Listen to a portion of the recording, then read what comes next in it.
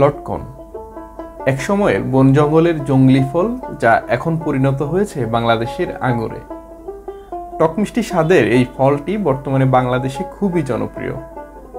যথেষ্ট পরিমাণ চাহিদা থাকায় অর্থনৈতিকভাবেও খুবই গুরুত্বপূর্ণ হয়ে উঠেছে লটকন চাষ। বাংলাদেশের অনেক জায়গাতেই লটকন পাওয়া গেলেও বাণিজ্যিকভাবে লটকনের জন্য সবার উপরে রয়েছে নরসিংদী জেলা। এজন্য নরসিংদীকে লটকনের রাজধানীও বলা হয়। আদিকাল থেকেই নরসিংদীর বিভিন্ন এলাকার বনে জঙ্গলে প্রকৃতিগতভাবেই লটকন গাছ জন্মায়। জংলি ফল হওয়ায় তেমন কেউ খেত না এই ফলটি, কিন্তু ধীরে ধীরে এর টক মিষ্টি স্বাদের কথা ছড়িয়ে পড়লে ফলটি জনপ্রিয় হতে শুরু করে। ধারণা করা হয় 20 থেকে 25 বছর আগে থেকেই মূলত নরসিংদীতে বাণিজ্যিক উৎপাদনের জন্য লটকনের স্বতন্ত্র বাগান তৈরি শুরু হয়। বর্তমানে বেলাপো, শিবপুর, রায়পুরা, মনোহরদী, পলাশ এবং সদর উপজেলায় ছোট বড় মিলিয়ে প্রায় 2000 হেক্টর জমিতে লটকন চাষ হয়। লটকন তো অনেক খেয়েছি, কিন্তু নিজের চোখে লটকন গাছ দেখা এবং লটকনের বাগানে ঘোরার শখ ছিল অনেক দিনের। তাই বন্ধুদেরকে সাথে নিয়ে ঘুরতে চলে আসলাম নরসিংদীতে। ঢাকা থেকে ট্রেনে করে নরসিংদী রেলওয়ে স্টেশনে নেমে সেখান থেকে আরেকটি বাসে করে ঢাকা সিলেট মহাসড়কের মরজাল বাজারে এসে নামলাম আমরা। মরজাল বাজার থেকে যে কোনো রিক্সা কিংবা সিএনজিকে বললেই আপনাকে লটকন বাগানে নিয়ে যাবে। ভাড়া 20 থেকে 30 টাকা জন প্রতি। মরজাল বাজার থেকে আমরাও একটি রিক্সায় চেপে বসলাম। রিক্সা চালক মামা আমাদেরকে নিয়ে ছুটলেন একটি বাগানের উদ্দেশ্যে। কিন্তু একটি বিষয় খেয়াল করে অবাক হলাম, আমরা যে রাস্তা ধরে যাচ্ছি তার দুই পাশের প্রায় প্রতিটি বাড়ির আঙিনাতেই কম বেশি লটকন গাছ রয়েছে।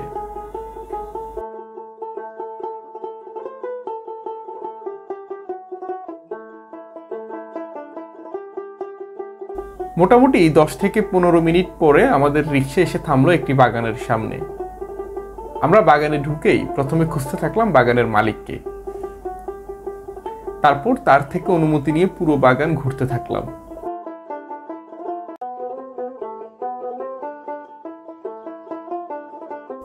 জীবনে প্রথমবারের মতো আমি এমন বাগান দেখলাম।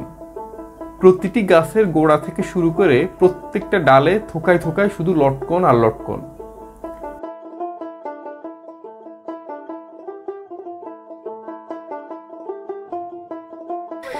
আপনারা দেখতে পাচ্ছেন আমি একটা লটকন গাছের নিচে এখন দাঁড়িয়ে আছি। খুবই ছোট্ট একটা গাছ, কিন্তু এটাতে যে পরিমাণ লটকন ধরছে, মানে একেবারে গাছের নিচ থেকে উপর পর্যন্ত পুরোটা লটকনে ভরা। গাছের কাণ্ড দেখাই যাচ্ছে না, শুধু লটকন আর লটকন। এই যে আমার হাতে আপনারা দেখতে পাচ্ছেন লটকন একদম পেকে আছে। টক মিষ্টি স্বাদের এই ফলটি আমার খুবই পছন্দের, আর নিজের চোখের সামনে এমন দৃশ্য দেখে আর লোভ সামলাতে পারিনি। বাগান মালিক যদিও আমাদেরকে আগেই বলেছেন যত ইচ্ছা লটকন খেতে, তাই শুরু করলাম লটকন খাওয়া।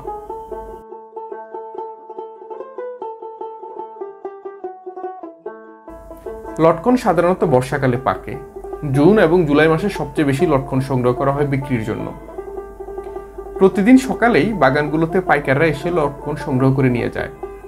এরপর স্থানীয় বাজারগুলোতে নিয়ে বক্স এবং ক্যারেটে ঢুকিয়ে এগুলো পাঠিয়ে দেওয়া হয় দেশের বিভিন্ন স্থানে।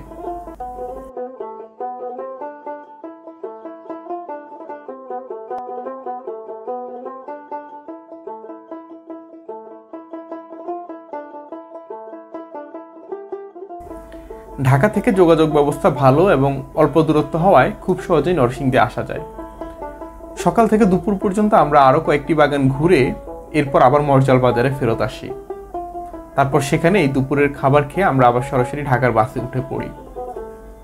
বন্ধুরা, লটকনের উপরে তৈরি করা আজকের এই ডকুমেন্টারি ভিডিওটি আপনাদের কেমন লেগেছে অবশ্যই কমেন্ট করে জানাবেন। এ ধরনের ভিডিওগুলো আপনাদের ভালো লাগলে আমার ইউটিউব চ্যানেলটি সাবস্ক্রাইব করার অনুরোধ থাকলো। আর যারা ফেসবুক পেজ থেকে ভিডিওটি দেখছেন তাদের প্রতি অনুরোধ থাকবে ফেসবুক পেজটি ফলো করে দেওয়ার জন্য। ইনশাআল্লাহ পরবর্তীতে নতুন কোনো তথ্যবহুল ভিডিও নিয়ে আবার আপনাদের সামনে হাজির হব। সে পর্যন্ত আপনারা সবাই ভালো থাকুন, সুস্থ থাকুন। আল্লাহ হাফেজ।